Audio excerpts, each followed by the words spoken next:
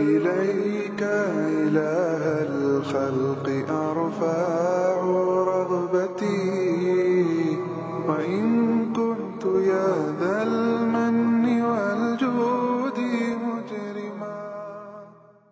ஒரு மனிதர் அல்லாஹ்வுடைய தூதர் ஸல்லல்லாஹு அலைஹி வஸல்லம் இடத்தில் ஓடி வந்தார். அல்லாஹ்வுடைய தூதரே, பாவம் செய்து விட்டேன், தண்டனையை நிறைவேற்றுங்கள் என்று சொன்னார். சுப்ஹானல்லாஹ். இன்னி அஸப்து ஹத்தன் ஃபகிம்ஹு, பாவத்திற்குரிய ஒரு செயலை செய்து விட்டேன், தண்டனையை நிறைவேற்றுங்கள். அல்லாஹ்வுடைய தூதர் ஸல்லல்லாஹு அலைஹி வஸல்லம் அவரை புறக்கணித்து விட்டார். அஸருடைய நேரம், ஸலாத்துல் அஸருடைய நேரம். சஹாபாக்கள் இருக்கிறார்கள் பள்ளியில், வந்து இப்படி சொல்கிறார். அல்லாஹ்வுடைய தூதர் ஸல்லல்லாஹு அலைஹி வஸல்லம் எதுவுமே அவர்ட்ட சொல்லல, அமைதியா இருந்துட்டாங்க. அஸருடைய தொழுகை முடிந்தது. மீண்டும் வந்தார். அல்லாஹ்வுடைய தூதரே, பாவம் செய்து விட்டேன், தண்டனையை கொடுங்கள். அல்லாஹ்வுடைய தூதர் ஸல்லல்லாஹு அலைஹி வஸல்லம் அது என்ன பாவம், என்ன குற்றம், எவ்வளவு விரிதம் அளிக்கக்கூடிய குற்றம் எதுவுமே கேட்கல. ஒரே கேள்வி கேட்டாங்க, ஹல் ஸல்லைத்தல் மஅனல் அஸ்ர், எங்களோடு அஸருடைய தொழுகையை தொழுதியா, எங்களோடு அஸருடைய தொழுகையை தொழுதீர்களா? அவர் சொன்னார், ஆம் அல்லாஹ்வுடைய தூதரை தொழுதேன். அல்லாஹ்வுடைய தூதர் சொன்னார்கள், இத்ஹப் ஃபஇன்ன அல்லாஹ தஆலா கத் அஃபா அன்க, நீ சென்று விடு, அல்லாஹ் ரப்புல் ஆலமீன் அந்த பாவத்தை உன்னிடமிருந்து மன்னித்து விட்டான் என்று பொருள் வைக்க கூடாது. அஃபா அஃபு, அல்லாஹ் ரப்புல் ஆலமீன் இந்த பாவத்தை உன்னிடமிருந்து நீக்கி விட்டான். என்ன பாவம்னு கேட்கல. ஏன்? தொழுகை அவ்வளவு கண்ணியமானது, தொழுகைக்குரிய மதிப்பு அல்லாஹ்விடத்திலே அவ்வளவு உயர்ந்தது. யார் இந்த தொழுகையை அவ்வளவு மதிப்போடு தொழுகிறாரோ அவருக்கு தான் அவர் விரும்பாத எண்ணங்களுடைய எண்ணம் கூலிகளும், அவர் நினைக்காத பாவங்களுடைய மன்னிப்புகளும் அவருக்கு கிடைக்கும். இந்த தொழுகை ஏன் என்று தவற விடப்படுகிறது? ஏன் என்னால் 5 நேர தொழுகையை சரியாக ஜமாஅத்தோடு அல்லது நேரம் குறிப்பிடப்பட்ட முறையில் தொழ முடியவில்லை? இங்கே ஒரே ஒரு கேள்விதான், எது முக்கியம்? அவ்வளவுதான்.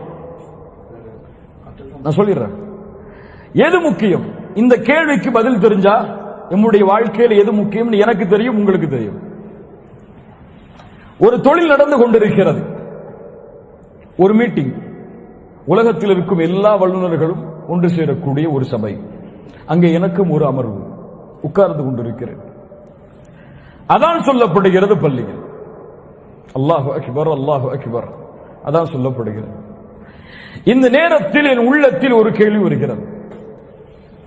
தொழுகைக்கு அதான் சொல்லப்படுகிறது, அல்லாஹ் தான் மிகப்பெரியவன் என்ற அழைப்பு வருகிறது. எனக்கு முன்னால் உலகத்தின் தலைவர்கள் உட்கார்ந்து இருக்கிறார்கள். இந்த நேரத்தில் நான் தொழுகையை முற்படுத்துவதா, அதை விட சொல்ல வேண்டும் என்றால் அல்லாஹ்வின் கட்டளையை முக்கியத்துவப்படுத்துவதா அல்லது இந்த தொழிலை முக்கியத்துவப்படுத்துவதா? இந்த 2 தான் கேள்வி.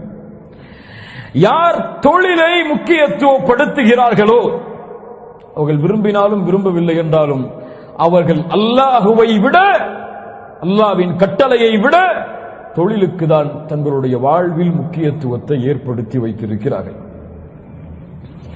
யார் அந்த அமர்வை விட்டு எழுந்து தொழுகைக்குரிய நேரம் முடிவதற்கு முன்னால் தொழுகைக்காக அந்த அமர்வை புறக்கணித்து செல்கிறாரோ அல்லது அனுமதி கேட்டு செல்லுகிறாரோ, கண்ணியமான முறையில் சென்று தொழுது வருகிறாரோ, இவர் தொழுகைக்கு முக்கியத்துவத்தை கொடுப்பவர்.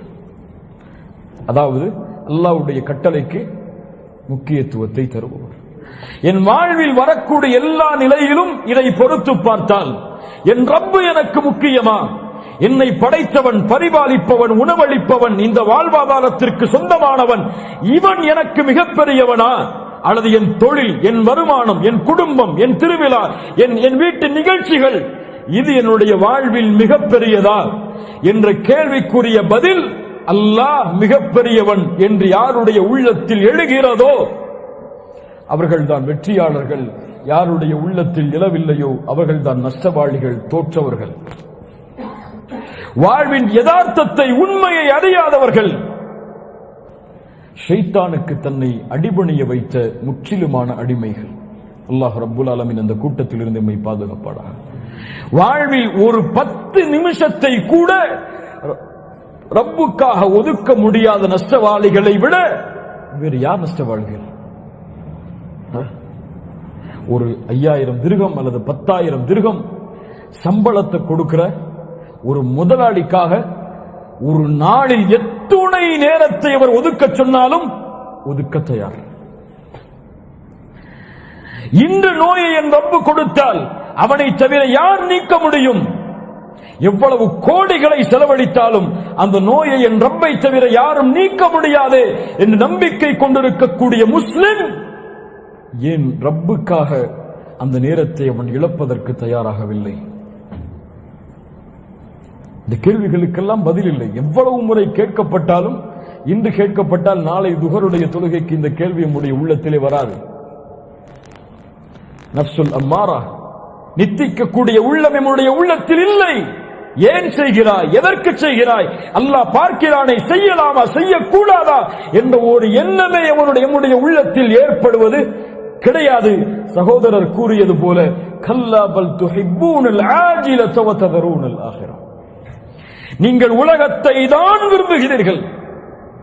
பல் துஸிரூனல் ஹயாத்தத் துன்யா வல் ஆகிரத்து கைரு வ அப்கா,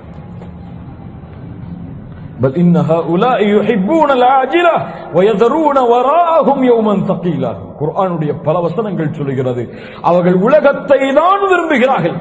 என்னதான் பேர் வச்சுக்கட்டும், என்னதான் முகத்தை மாத்திக்கட்டும், என்னதான் ஆடைய மாத்திக்கட்டும், அவங்க தேடுதல் ஃபுல்லா துன்யா, அவ்வளவுதான். அவங்களுக்கு மறுமை எல்லாம் பொருட்டே கிடையாது. வட்டி ஹராம் தெரியும், ஆனால் சம்பாத்தியம் வரும் என்பதற்காக அதில் இருப்பான். அவனுக்கு ஆகிரத்தை பத்தி எல்லாம் கவலை கிடையாது. எவ்வளவுதான் வட்டியை பத்தி சொன்னாலும் அவன் கவலையே பட மாட்டான். இன்னைக்கு வட்டியை பத்தி சொன்னா அடுத்த நிமிஷம் கிரெடிட் கார்டை போய் கிழிச்சிட்டு இருப்பான். அவன் வாழ்க்கையை படித்தான். அவன் மாற வேண்டும் என்ற எண்ணமே அவனுக்கு ஏற்படுவது கிடையாது. எப்படி மாற்றுவான் தன்னை? சுப்ஹானல்லாஹ். அல்லாஹ் ரப்புல் ஆலமீன் நம்மை பாதுகாப்பானாக. நம்முடைய சமூகத்தின் நிலைமை எப்படி மாறிவிட்டது. அல்லாஹ்வுடைய தூதர் இந்த ஒரு குழப்பம் வரும் என்று சொன்னார்கள். உள்ளம் பாவம் செய்யும் பொழுது கருப்பு புள்ளியிடப்படுகிறது. அது பாவம் நிரம்பும் பொழுது அந்த உள்ளம் கருப்பாகவே மாறிவிடுகிறது. அவனுக்கு எந்த நன்மையும் தெரியாது, எந்த தீமையும் தெரியாது.